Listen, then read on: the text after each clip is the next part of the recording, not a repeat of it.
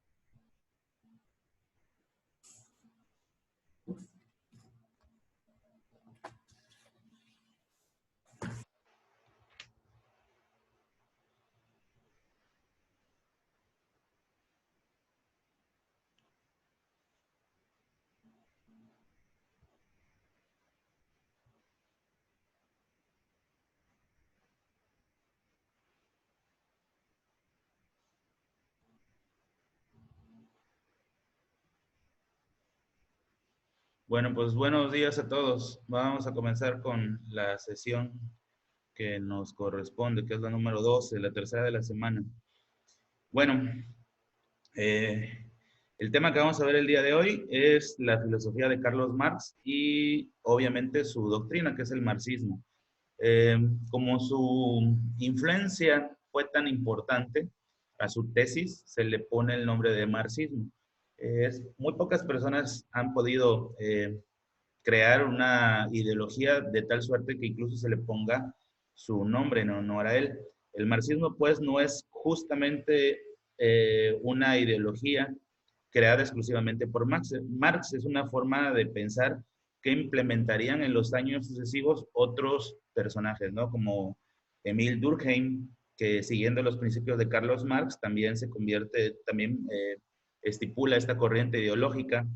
Eh, y otros más, ¿no? Sobre todo las partes estas de los gobiernos que en los años sucesivos adoptarían como forma de gobierno político económica la doctrina marxista, ¿no? Que se oponía rotundamente a lo que hemos visto anteriormente, que la ciencia es el método, la forma de sacar adelante a los países y a la gente. Este personaje pensaba que sí, pero se estaba manejando mal, sobre todo es una crítica respecto al capitalismo, que el capitalismo de alguna u otra manera aprovecha los aportes promovidos por la ciencia, la tecnificación, y bueno, se va a la parte materialista. Y Carlos Marx, obviamente, pues es un opositor al materialismo. De hecho, su teoría, que es el marxismo, también se le suele llamar materialismo histórico, porque de alguna u otra manera denuncia que a lo largo de la historia del hombre, desde la época de las cavernas, siempre hemos estado enfocado en la parte materialista, olvidando la parte sensible o la parte humana. Y ahorita es lo que vamos a analizar con la clase del día de hoy. Bueno, eso es lo que haríamos respecto a la sesión número 12. Les amplío la información de la actividad que se va a desprender de la clase de hoy, que sería esta de aquí, ¿no? Las actividades en su libreta, bueno, tiene que ver con las notas de clase respecto al tema. Además, un reporte acerca de qué es el materialismo histórico y en relación a la clase y además a través de un video. Eso es lo que se haría como actividad. Entonces, bueno, sin más, sigo admitiendo a las personas, bueno, debido a esta situación extraordinaria, ¿no? Entonces, bueno, a lo largo de la sesión se van incorporando más, ya somos eh, más de 50. Espero que en los próximos minutos ya seamos más 54. Entonces, bueno, eso es lo que veríamos en la clase de hoy. Ahora, yéndome a la explicación acerca de los temas. Perdón, pero es que como apenas se están incorporando, estoy dándoles a admitir. Por cierto, felicidades por el Día del Niño. para los que todavía nos sentimos niños, hasta yo.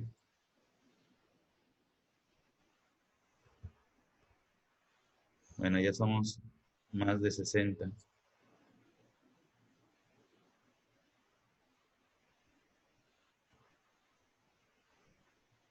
Bueno, las actividades hay que estar pendientes, lo de Drive, que es lo único que tendríamos que recordarles respecto a los lineamientos de las clases. Hablando acerca de Marx, vamos a hablar acerca de unos puntos importantes que lo caracterizan a él, pero sobre todo a su doctrina, que ya quedamos que es el marxismo. También me voy a permitir adelantar todo para que sepan. Vamos a hacer una crítica desde el punto de vista del marxismo respecto a la realidad enfocada al materialismo y un video que va a resaltar la idea acerca de lo que es Carlos Marx. Entonces, sin más, nada más voy a darle a admitir a otras personas y ahorita empezamos con la clase.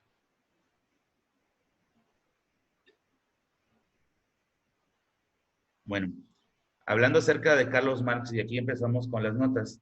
Es de origen alemán. Bueno, cuando Alemania era todavía Prusia, antes de que se convirtiera en el Imperio Alemán y luego las repúblicas alemanas, como las conocemos.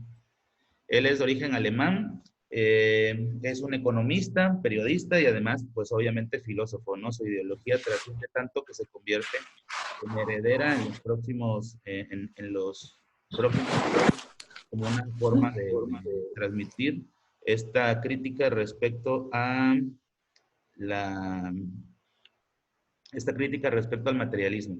Entonces, como primera nota, él es de origen alemán.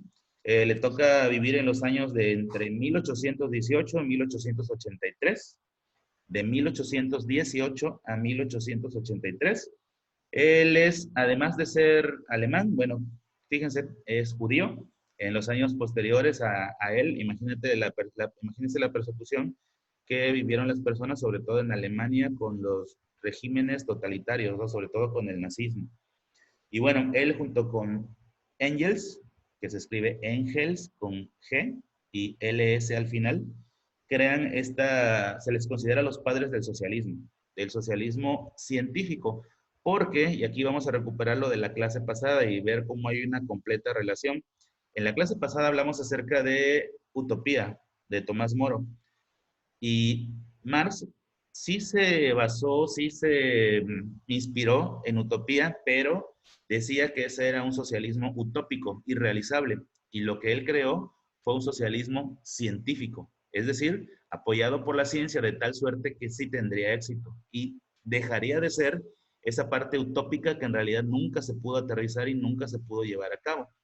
Esa es la idea que tuvo Carlos Marx, ¿no? La historia nos diría que, pues la verdad es que no tendría el éxito que él hubiera esperado, sino hasta años no tan lejanos, en donde los países de Europa del Norte adoptaron esta ideología comunista, alejada completamente de el militarismo, de la mala interpretación de lo que sería el socialismo y el comunismo. Entonces, bueno, él junto con Engels son los creadores del socialismo.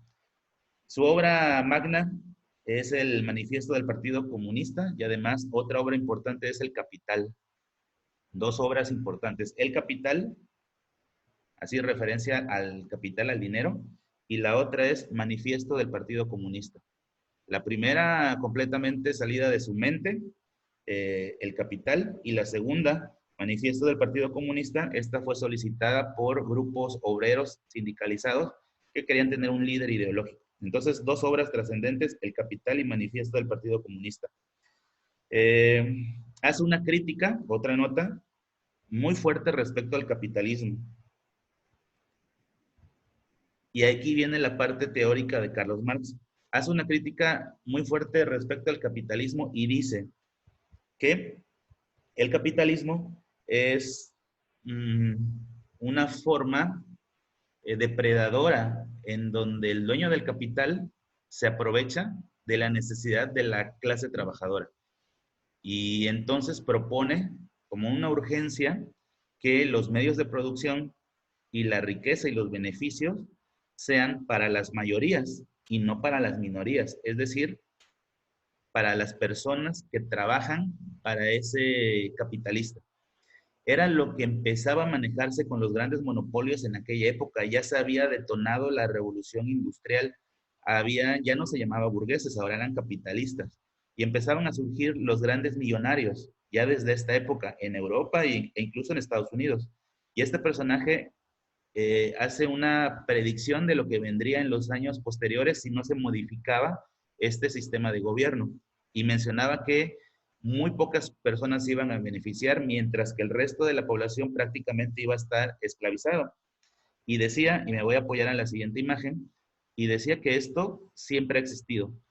Desde la época antigua, en la época esclavista, por ejemplo, cuando los imperios, cuando eh, Grecia, Persia, Roma, el más fuerte se imponía primero a través del uso de la fuerza, de las armas, y luego esclavizaba a los demás. Durante la época medieval, durante esos años del medievo, cambió de modalidad, cambió de nombre. Ahora era el señor feudal y el explotado era el siervo, que trabajaba alrededor del feudo, alrededor del castillo, pero dependía exclusivamente del rey y tenía que pagarles tributos. Entonces seguía siendo el mismo modelo. Y luego llegamos a la modernidad. Y en la modernidad, pues haciendo un análisis desde la visión de Carlos Marx, seguía siendo lo mismo. Nada más que ahora ya no era ni el amo, emperador, ni tampoco era el nombre del rey, como que era durante el medievo, o del señor feudal. Ahora tenía el nombre de capitalista, que es el dueño del recurso. Y entonces el que es explotado, ahora en lugar de llamarse esclavo, siervo, es llamado obrero. Y hace una crítica muy fuerte en este sentido, tratando de cambiar la ideología de la época, porque el mundo se estaba yendo a esta tendencia en donde pocos se benefician a costillas de los demás. Esto a nivel social, hablando de personas, pero también trasciende a nivel países. Y si hacemos un análisis actual, nada más para ver si Carlos Marx tenía razón o no, en el caso, por ejemplo, de México, una pequeña fracción de la población, hablando estadísticamente y numéricamente, alrededor del 7% de la población mexicana posee el 90% de la riqueza del país. Y este es un dato que corrobora o demuestra lo que decía Marx, que iba a suceder si dejábamos que este modelo siguiera prosperando. Ahora, nos vamos al contexto internacional, pues en el mundo, saca el top 20 de los países más ricos del mundo, que pues en América nada más acapara a Estados Unidos y a Canadá, y en Europa, sobre todo en la Europa occidental, Europa que está en las costas del Atlántico, y de ahí en fuera, la parte norte, si acaso, y 3, 4 países asiáticos. Ese top 20 controla, para que sepan, en el mundo hay 206 países. Es decir, sigue la misma relación, el 10% controla prácticamente al resto. Es un poco lo que él pronosticaba que sucedería con esta parte del materialismo histórico. Y menciona, y es no tanto por acá, menciona que este materialismo histórico es una constante en el ser humano, que desde épocas antiguas siempre se ha implementado y nunca ha cambiado. Y urgía que se modificara esta forma de pensar. Por lo tanto, él es un crítico muy severo en contra del capitalismo, que era un modelo económico que estaba naciendo. Hoy en día, ni siquiera le llamamos capitalismo, en años atrasados era neoliberalismo. Hoy en día ni siquiera el término ya debería de usarse, porque ahora son economías mixtas. Los verdaderos países desarrollados ni siquiera se hacen llamar países neoliberales, son países con economías mixtas, es decir, adquiriendo de todo lo que hay como sistemas políticos, económicos y sociales, lo que cada país necesita para salir adelante.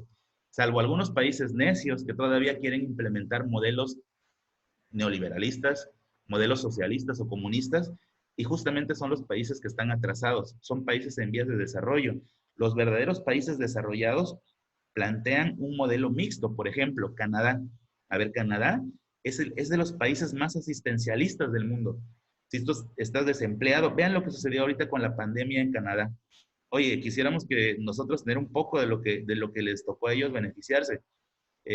Apoyos económicos muy grandes. Si estás desempleado, un seguro del desempleado, aunque seas ilegal, recibes apoyo económico por parte del gobierno canadiense.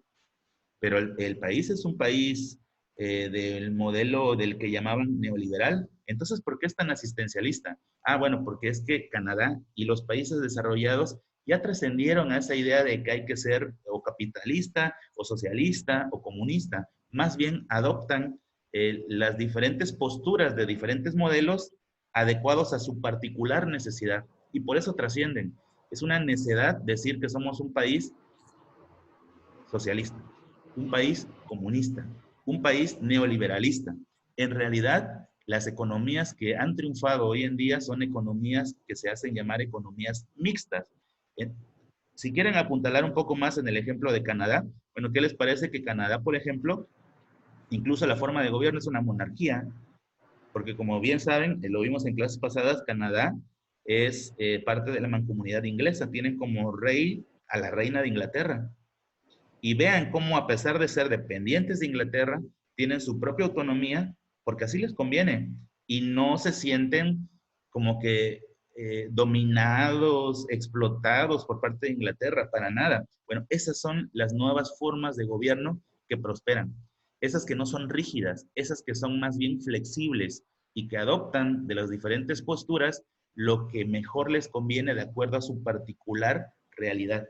Y eso es lo que deberíamos de ver hoy en día. Entonces, Carlos Marx hace una crítica respecto al capitalismo. Recibe influencia de Tomás Moro, eso lo habíamos visto en la clase pasada, de la obra Utopía. Su teoría, entonces, además de marxismo, se le llama materialismo histórico. ¿Por qué se llama materialismo histórico?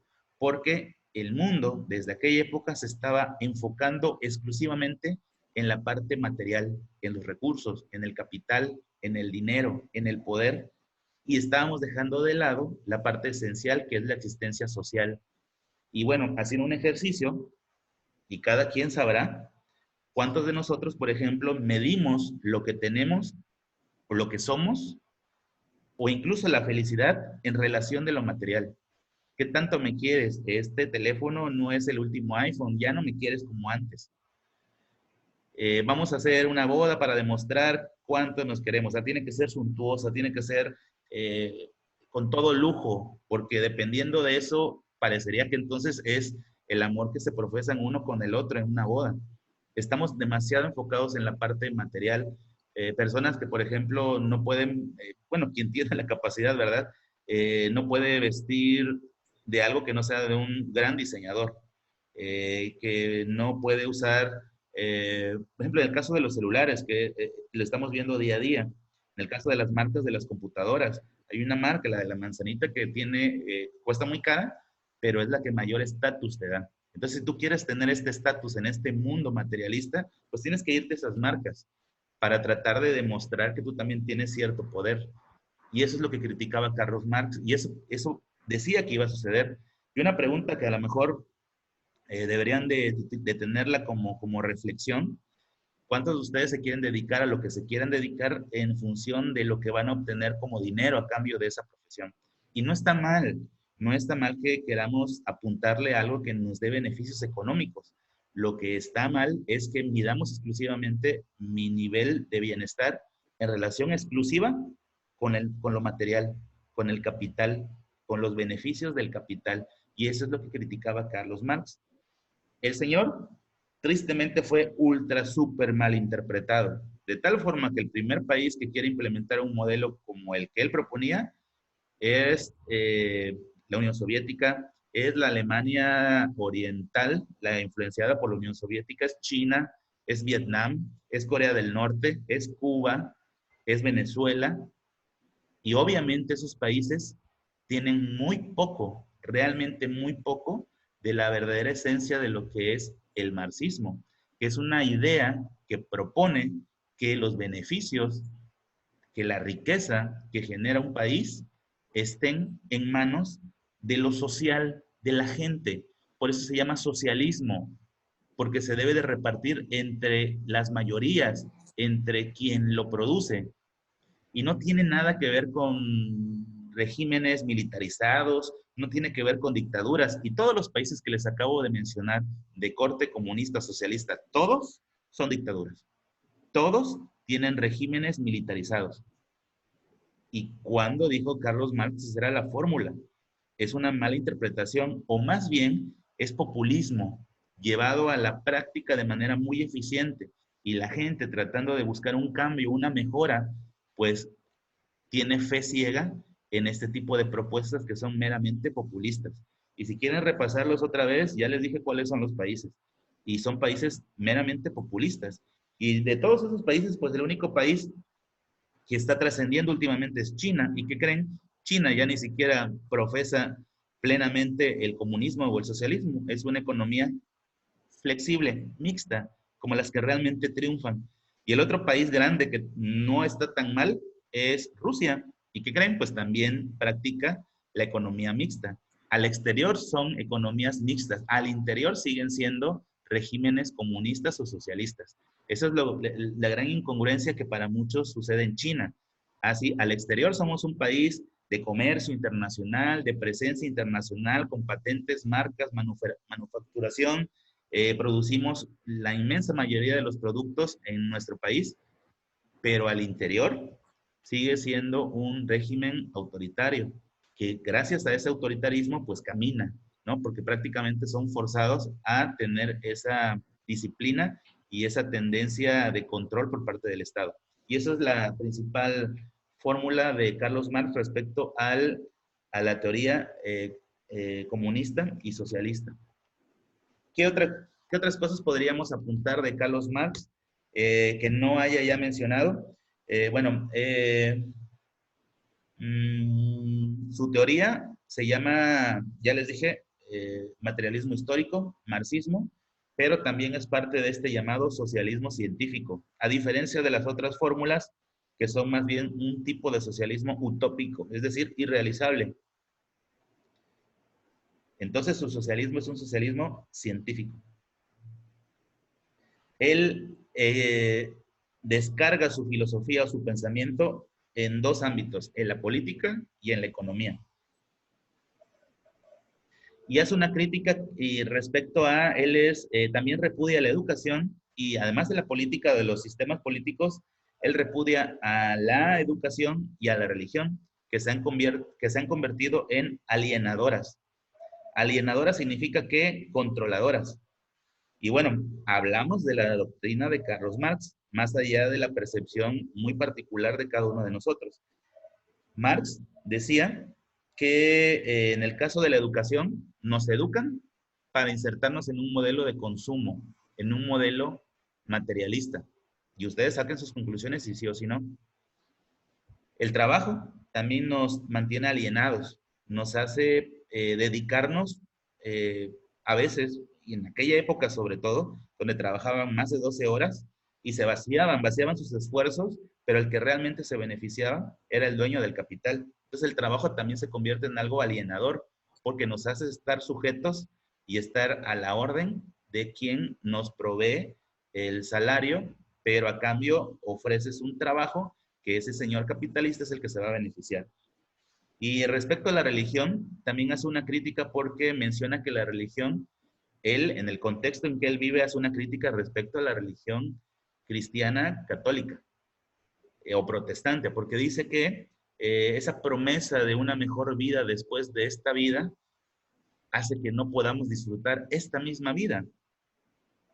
A ver, vuelvo a repetir, esa promesa que muchas religiones, salgámonos del contexto actual de nosotros, ¿no? Que somos la mayoría, somos católicos y algunos son protestantes, cristianos, la inmensa mayoría, ¿no? Aunque hay otras religiones, o hay quien no profesa religión. Las religiones son alienadoras porque en ese afán de prometerte algo mejor después de esta existencia, te condena a que en esta existencia no quieres trascender.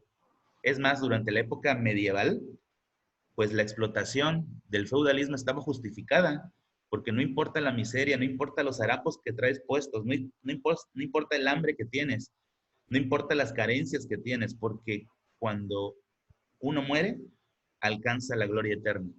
Y de esa manera, es una manera de alienar a la gente, porque impide que podamos trascender y no tiene, porque hay que tener mucho cuidado al hablar acerca de la doctrina de Marx, no tiene que ver con la creencia religiosa, ¿eh?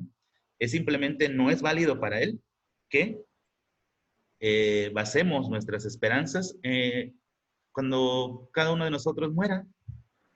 Y yo no sé el tipo de pensamiento que cada uno de nosotros podamos tener en la actualidad, pero miren, yo quisiera que hubiera una existencia después de esta vida y quisiera tener el goce de la vida eterna, ¿no? Pero por lo pronto hay que vivir esta vida lo mejor que se pueda, al máximo. Hay que vivir esta vida porque es un regalo y es un premio. Y ojalá que haya algo después. Y bueno, es un poco la ideología de Carlos Marx en este sentido respecto a los alienadores, que en este caso es la educación, es el trabajo y es la religión. Y decía que para cambiar esto había que llevar a cabo una revolución. ¿Pero qué creen? Él hablaba de una revolución ideológica, por Dios. Y las personas, los rusos, hicieron una revolución, pero armada. Y es que muchos creen que la palabra revolución tiene que ver con un conflicto, tiene que ver con un movimiento armado. Oigan, pues la revolución científica no tiene que ver con eso. Él hablaba de una revolución ideológica. Él hablaba de modificar esa forma de pensar para que no cayéramos en los años posteriores en lo que realmente hemos caído, en donde solamente una parte minoritaria de la población vive muy bien, mientras que el resto tiene una serie de complicaciones. Ahora, él creó un modelo de la A a la Z para decirnos cómo alcanzar esto, ¿no? Él simplemente dice, este camino que llevamos no va a funcionar, debemos de cambiarlo. Y es donde cada país, de acuerdo a su propia circunstancia, es que debería de crear los principios para que su país camine. Él no va a dar una fórmula tal cual, porque esa fórmula va a depender de la circunstancia de cada país. Él lo que dice que este modelo, enfocándose únicamente en lo material y en el capital, pues no va a traer los grandes beneficios. La fórmula que tiene nuestro país y la mayoría de los países del mundo es que pocos tienen mucho y que muchos tienen poco o muy poco. Y bueno, eso es lo más importante respecto a, por mi parte, en relación a la teoría de Carlos Marx y del propio Carlos Marx. Ahora, para complementar esto, pues vamos a ver este video que espero que les sirva también para complementar esta información. Voy a considerar que voy a adelantar la parte que no considero que... por la historia a pesar de ser coautor con Marx. El de aquí es Engels, el compañero de Marx que por razones misteriosas ha sido invisible. Tomen las notas que no hayan tomado mi explicación utilizando esta fuente. Fundamentales para el nacimiento de los movimientos socialistas, comunistas y sindicales. Marx estudia filosofía apasionadamente y llega a la conclusión de que los filósofos se han dedicado a interpretar de diversas formas el mundo, pero de lo que se trata es de transformarlo. Él aboga por una filosofía práctica. El filósofo debe actuar, ser un agente de transformación social. Marx repara en que los seres humanos en general no sobrevivimos porque vayamos paseando por la naturaleza buscando frutos silvestres, sino que vivimos en un sistema en el que tenemos que trabajar para obtener un salario y con él cubrir nuestras necesidades básicas como alimento o cobijo. Así que el trabajo es algo fundamental para nosotros. De hecho, si tú le preguntas a un niño o niña, ¿qué quiere ser de mayor? Normalmente no responden, quiero ser feliz o qué sé yo, quiero ser Batman, sino que responden con la profesión a la que aspiran. Quiero ser abogada, quiero ser médico. Como vemos en el propio lenguaje, relacionamos el ser, nuestra identidad, con nuestra profesión.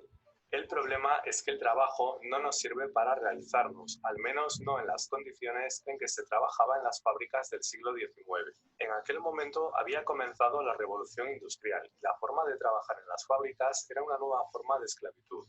Ambientes sucios, oscuros, jornadas interminables, no se permite que los trabajadores hablen entre sí, no se permite que detengan su trabajo para descansar. Y aún encima el salario suele ser tan miserable que apenas permite cubrir las necesidades más básicas. Marx es consciente de que un obrero que ha estado una jornada interminable apretando tuercas mecánicamente no se puede sentir realizado mediante su trabajo. Se ha convertido en una pieza más de la cadena de montaje.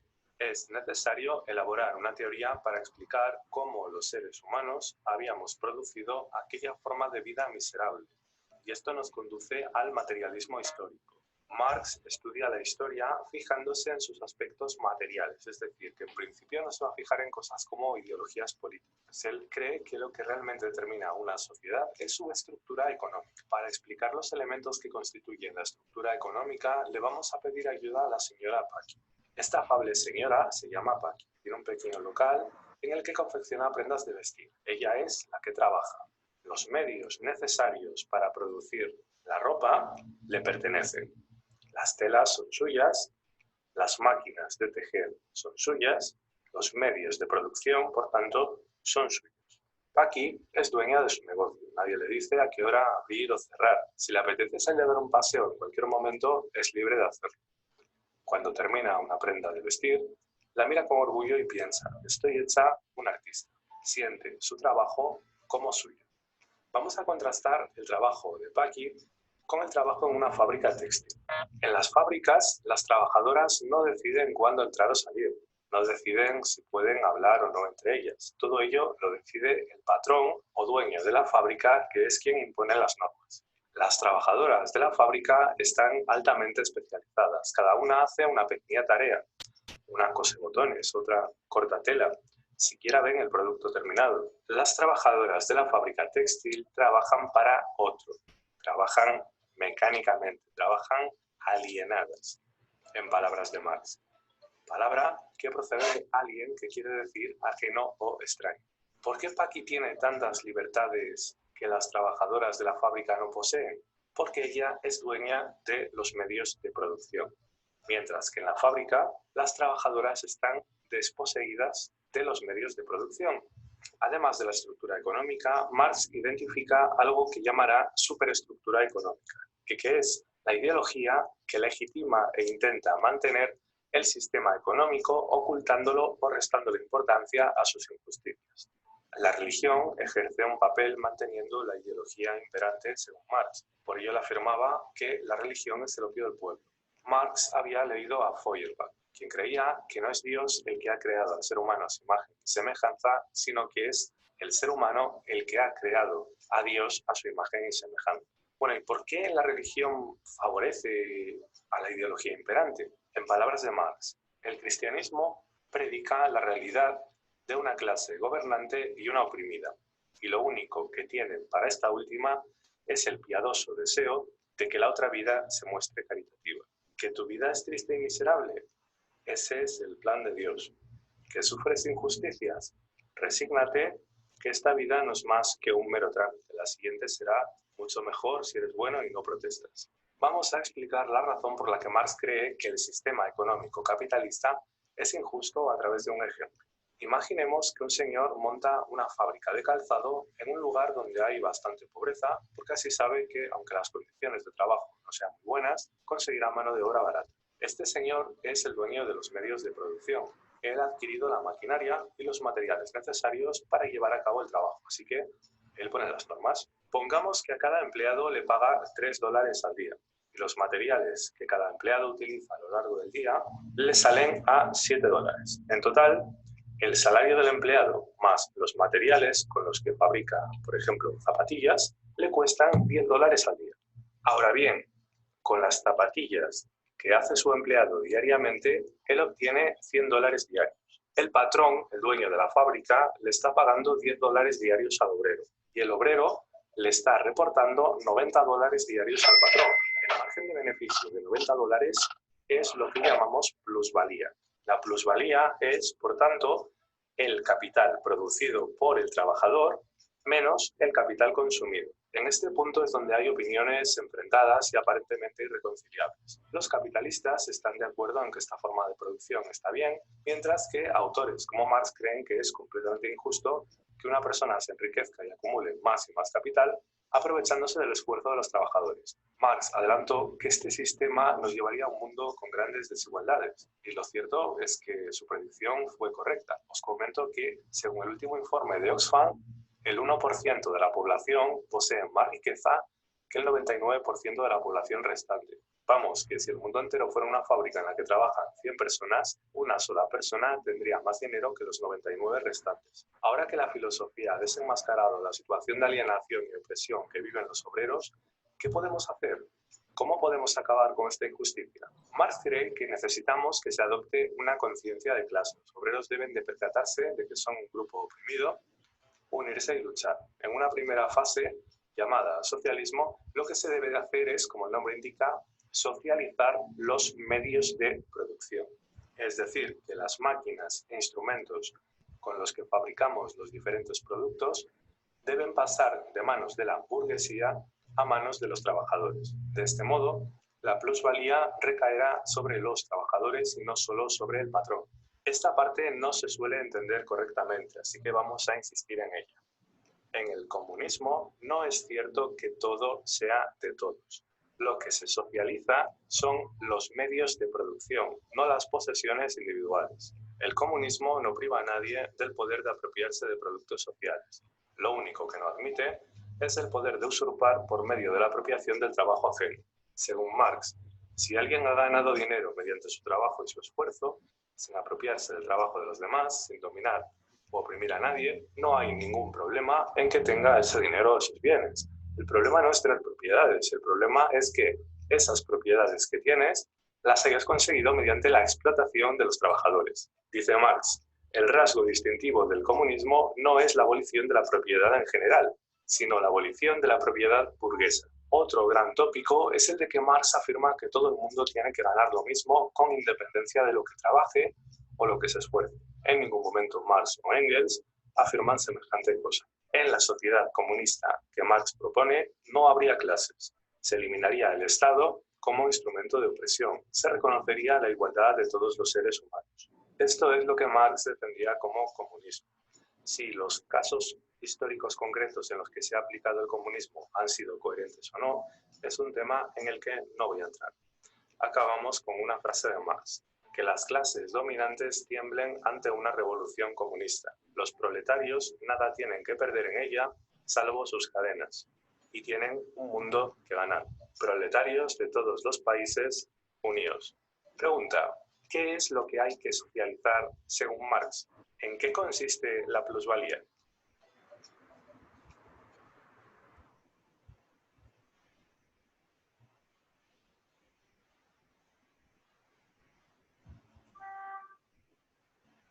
Y bueno, muchachos, una disculpa por todas las prisas. Yo sé que ahorita ya casi se van a conectar a su otra clase, pero bueno, nos da tiempo de acabar el tema.